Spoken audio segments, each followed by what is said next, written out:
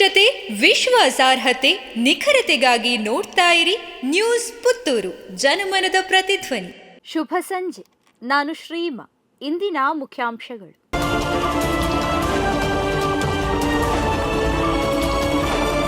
Kalladka Prabhakar Bhat ಬಂಧಿಸದಂತೆ high court ಆದೇಶ, ದುರುದ್ದೇಶದಿಂದ FIR ದಾಖಲಿಸಲಾಗಿದೆ ಎಂದು ವಾದ. ಆರ್ಎಸ್ಎಸ್ ಮುಖಂಡ ಕಲ್ಲಡ್ಕ ಪ್ರಭಾಕರ್ ಭಟ್ ಅವರ ಬಂಧನ ಸಹಿತ ಯಾವುದೇ ಒತ್ತಡದ ಕ್ರಮ ಕೈಗೊಳ್ಳದಂತೆ ನ್ಯಾಯಾಧೀಶ ಕೃಷ್ಣಕುಮಾರ್ ಅವರಿದ್ದ ಹೈಕೋರ್ಟ್ನ ಏಕಸದಸ್ಯ ಪೀಠ ಆದೇಶ ಹೊರಡಿಸಿ ಜೂನ್ 10ಕ್ಕೆ ವಿಚಾರಣೆ ಮುಂದೂಡಿದೆ. ಕಲ್ಲಡ್ಕ ಪ್ರಭಾಕರ್ ಭಟ್ ಪರ ಹಿರಿಯ ವಕೀಲ ಅರುಣ್ ಶ್ಯಾಮ್ ವಾದ ಮಂಡಿಸಿದ್ದರು. ಎಫ್ಐಆರ್ ದಾಖಲಾದ ಬಳಿಕ ಪ್ರಕರಣ ರದ್ದು ಕೋರಿ ಕಲ್ಲಡ್ಕ ಪ್ರಭಾಕರ್ ಭಟ್ ನಿನ್ನೆಯೇ ಹೈಕೋರ್ಟ್ಗೆ ಅರ್ಜಿ ಸಲ್ಲಿಸಿದರು. ಭಾಷಣ ಮಾಡಿದ ಹಲವು ದಿನಗಳ ಬಳಿಕ ದುರುದ್ದೇಶದಿಂದ ಎಫ್ಐಆರ್ ದಾಖಲಿಸಲಾಗಿದೆ ಎಂದು ಕಲ್ಲಡ್ಕ ಪ್ರಭಾಕರ್ ಭಟ್ ಪರ ಹಿರಿಯ ವಕೀಲ ಅರುಣ್ ಶ್ಯಾಮ್ ವಾದ ಮಂಡಿಸಿದರು. ವಾದ ಪ್ರತಿವಾದ ಆಲಿಸಿದ ನ್ಯಾಯಾಧೀಶ ಎಸ್ಆರ್ ಕೃಷ್ಣಕುಮಾರ್ ಅವರಿದ್ದ ಹೈಕೋರ್ಟ್ ಪೀಠ, ಪೊಲೀಸರ ವಿಚಾರಣೆಗೆ ಅರ್ಜಿದಾರರು ಸಹಕರಿಸಬೇಕು, ಹೈಕೋರ್ಟ್ ಅನುಮತಿ ಇಲ್ಲದೆ ದೋಷಾರೋಪ ಪಟ್ಟಿ ಸಲ್ಲಿಸುವಂತಿಲ್ಲ, ಯಾವುದೇ ಬಲವಂತದ ಕ್ರಮ ಕೈಗೊಳ್ಳಬಾರದೆಂದು ಮಧ್ಯಂತರ ಆದೇಶ ನೀಡಿದೆ. ಐಪಿಎಲ್ ಫೈನಲ್ಗೆ ಕ್ಷಣಗಣನೆ, ಮಳೆಯ ಆತಂಕದ ನಡುವೆಯೇ ಅಭಿಮಾನಿಗಳ ಹಾರೈಕೆ. ಐಪಿಎಲ್ ಫೈನಲ್ ಪಂದ್ಯಕ್ಕೆ ಕ್ಷಣಗಣನೆ ಶುರುವಾಗಿದ್ದು, ಅಹಮದಾಬಾದ್ನ ನರೇಂದ್ರ ಮೋದಿ ಸ್ಟೇಡಿಯಂನಲ್ಲಿ ನಡೆಯಲಿರುವ ಅಂತಿಮ ಕಾದಾಟವನ್ನ ನೋಡಲು ಅಭಿಮಾನಿಗಳು ಕಾತರದಿಂದ ಇದ್ದಾರೆ.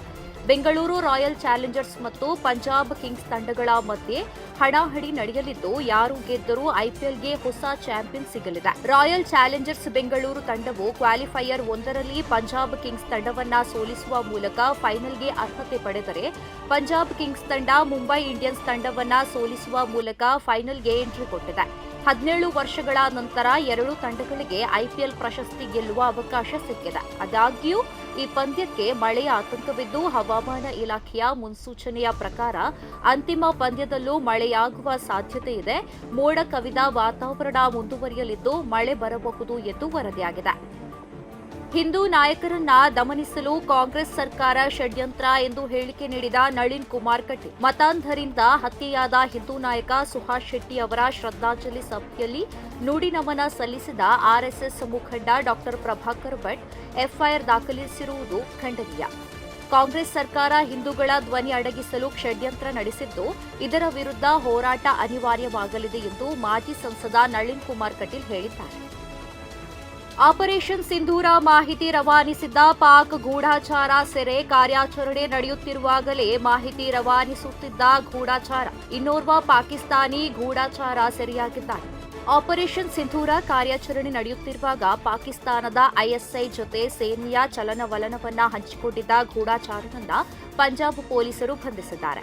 ಐಎಸ್ಐ ಜೊತೆ ಬಲವಾದ ಸಂಪರ್ಕ ಹೊಂದಿರುವ ಆರೋಪದ ಮೇಲೆ ಗೂಢಾಚಾರ ಗಗನ್ದೀಪ್ ಸಿಂಗ್ನನ್ನ ಬಂಧಿಸಲಾಗಿದೆ. ಆತ ಖಲಿಸ್ತಾನಿ ಉಗ್ರ ಗೋಪಾಲ್ ಸಿಂಗ್ ಚಾವ್ಲಾನೊಂದಿಗೂ ಸಂಬಂಧ ಹೊಂದಿದ್ದಾನೆ.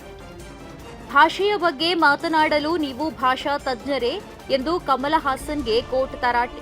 ಕನ್ನಡ ಹುಟ್ಟಿದ್ದು ತಮಿಳಿನಿಂದ ಎಂದು ಹೇಳಿ ಕನ್ನಡಿಗರನ್ನ ಕೆಣಕಿರುವ ನಟ ಕಮಲ ಹಾಸನ್ ಅವರನ್ನ ನ್ಯಾಯಾಲಯ ಇಂದು ತೀಕ್ಷ್ಣವಾಗಿ ತರಾಟೆಗೆ ತೆಗೆದುಕೊಂಡಿದೆ.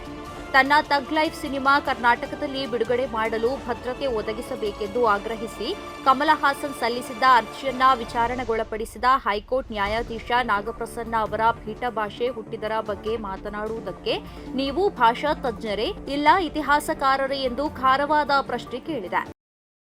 ಪ್ರತಿದಿನದ ಸುದ್ದಿಗಳಿಗಾಗಿ ನೋಡ್ತಾ ಇರಿ ನ್ಯೂಸ್ ಪುತ್ತೂರು, ಜನಮನದ ಪ್ರತಿಧ್ವನಿ. ಧನ್ಯವಾದಗಳು. ವಸ್ತುನಿಷ್ಠತೆ, ವಿಶ್ವಾಸಾರ್ಹತೆ, ನಿಖರತೆಗಾಗಿ ನೋಡ್ತಾ ಇರಿ ನ್ಯೂಸ್ ಪುತ್ತೂರು, ಜನಮನದ ಪ್ರತಿಧ್ವನಿ.